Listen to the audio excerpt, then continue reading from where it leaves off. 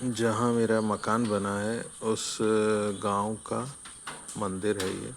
जैसे मैंने बताया था, यहाँ पर एक मंदिर के साथ 5-6 गांव जुड़े रहते हैं, या हर बड़े गांव है तो हर गांव में मंदिर होता है।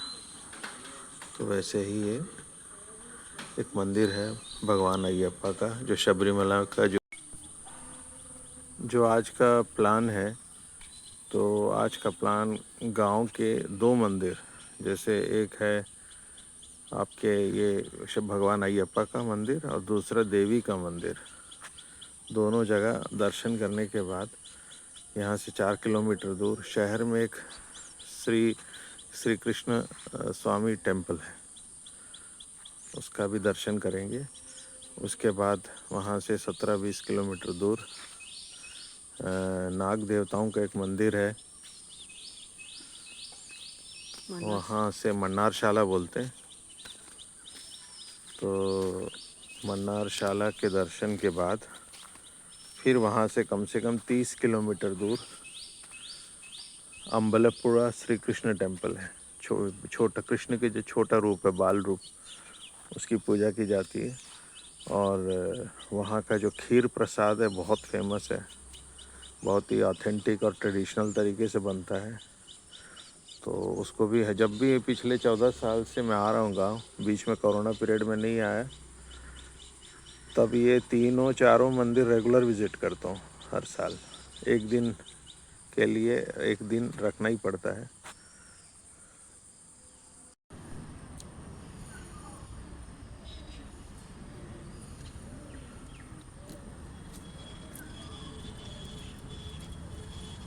रूप को समर्पित है ये। देखिए यहाँ पर ये दीवार में देखिए ऐसा दिया जलाने के लिए, जो टेम्पल फेस्टिवल होता है ना, तो उसमें इसमें दिया जलाते हैं इसको। तो बड़ा सुंदर दिखता है ये मंदिर पूरा। केरल के जो मंदिर हैं वो एक अलग ही मतलब लेवल के हैं, बोलना चाहिए आम भाषा में। इसका लेवल अलग है एकदम। सनातन परंपरा सब जगह एक जैसे ही है, लेकिन यहाँ पर उसका एक विस्तृत रूप दिखेगा आपको। और ये हर मंदिर टाइम से खुलना, टाइम से बंद होना। अब ये प्रॉपर गांव का ही मंदिर है एक तरह से देखा जाए तो। यहाँ आप देख सकते हैं कि हर चीज़ एकदम प्रॉपरली गवर्नड। अन्नदानम होगा, सब चीज़ होगा मंदिर में, हर मंदिर में भोग लगेगा। हाँ, वो सालों से है ये सब। ये जो टेम्पल फेस्टिवल है उत्सवम का, नॉर्मली सीज़न क्या रहता है? फरवरी अप्रैल तक सब खत्म हो जाता है। नहीं, मेरे ख्याल से नवंबर दिसंबर है मेन। यहाँ यहाँ का नहीं, ज़्यादातर मंदिरों में नवंबर दिसंबर को रहता है। और हर मंदिर में होता है उत्सव, है ना। और उससे रिलेटेड जो कार्यक्रम है, प्रोग्राम है, तो केरल में मोस्ट प्रोबेबली जो है, हाँ मेरे को लगता है अप्रैल तक सब खत्म हो जाता है। हाँ, अप्रैल तक ख़त्म हो जाता होगा, लेकिन शुरुआत मेरे को लग रहा है नवंबर से शुरू हो जाता है। एक कोट्टियूर महादेव क्षेत्र है, वो सबसे अलग एक है, वो अभी है शुरू होगा। अच्छा, शुरू हो गया होगा। हाँ। वो पूरा पानी के बीच में अच्छा, रहता है। ये जो त्रिशूरपुरम की बात कर रहे थे ना, उसका क्या स्टोरी है मालूम है? ये 300 साढ़े 300 4 साल हो गए शायद। वहाँ का वो क्या है, एक आराटुपुरा वो होता है, बहुत बड़ा टेम्पल फेस्टिवल। तो कई मंदिर के प्रतिनिधि आते हैं। तो त्रिशूर तरफ के जो मंदिर के प्रतिनिधि लोग हैं, लेट हो गए उस दिन, फ्लड आ गया, तो नहीं पहुँच पाए तो ना इनको पार्टिसिपेट नहीं करने दिया गया। अच्छा, हाँ, तो पार्टिसिपेट नहीं कर पाए तो क्या किए, इन लोगों ने शिकायत किया राजा के पास।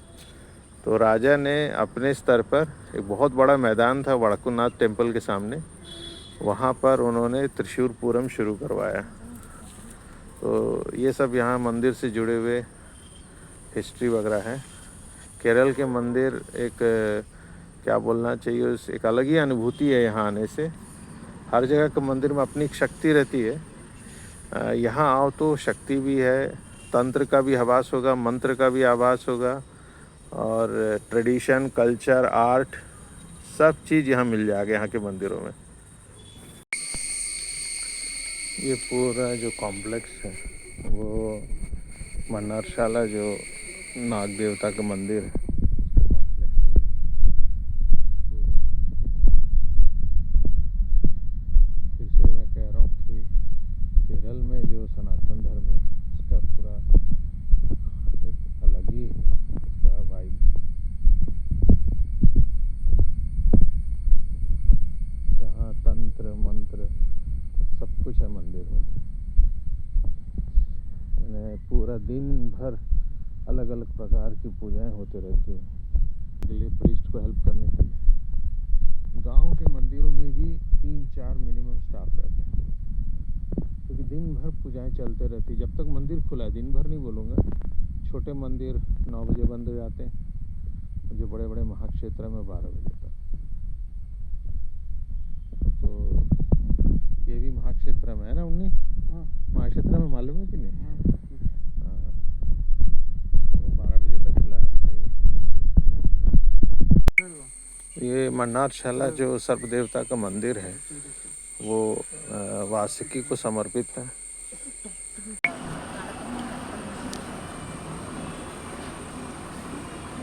मैं जब भी या हम लोग जब भी केरल आते हैं तो इस मंदिर में आते ही हैं, और भी मंदिर हैं इसके पहले जो गए आते ही हैं। बहुत ही आध्यात्मिक और स्पिरिचुअल वाइब वाला मंदिर है ये।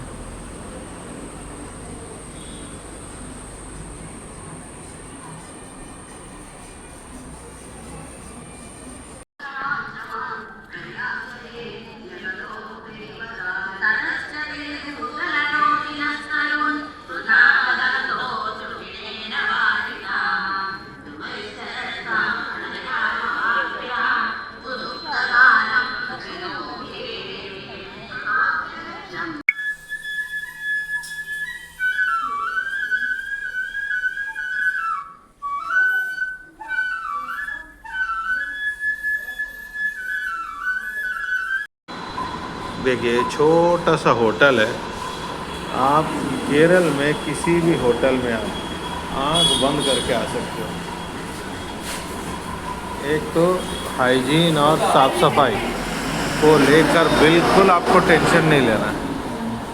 हर होटल आपको साफ़ सुथरा दिखेगा, कहीं भी कोई गंदगी नहीं रहेगी, कुछ भी नहीं रहेगा, ना नीचे कोई डस्ट कुछ है डला हुआ रहेगा। ये इस होटल का नहीं है, ये करीब करीब सभी होटल का है। छोटा से छोटा होटल भी एकदम हाइजीन मेंटेन करता है। ये मैं इसलिए बोल रहा हूँ क्योंकि मैं ऑल ओवर इंडिया घूम चुका हूँ। ये जो मिसिंग है यहाँ तमिलनाडु केरल में जो चीज़ है ना, या कर्नाटक में भी, वो बाकी जगह मिसिंग है।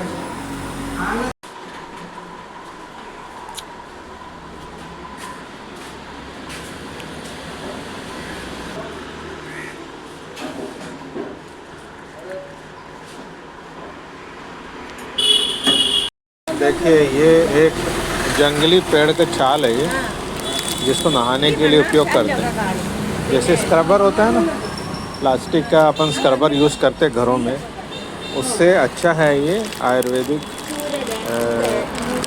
पेड़ का है। ये कोई जंगली पेड़ है, उसका छाल है ये। हिंदी में क्या बोलते हैं पता करना पड़ेगा, है ना। तो इस टाइप का आयुर्वेदिक प्रोडक्ट्स का तो गढ़ है केरल, सबको मालूम है, मसालों और आयुर्वेदिक गट्स का, आयुर्वेदिक प्रोडक्ट्स का।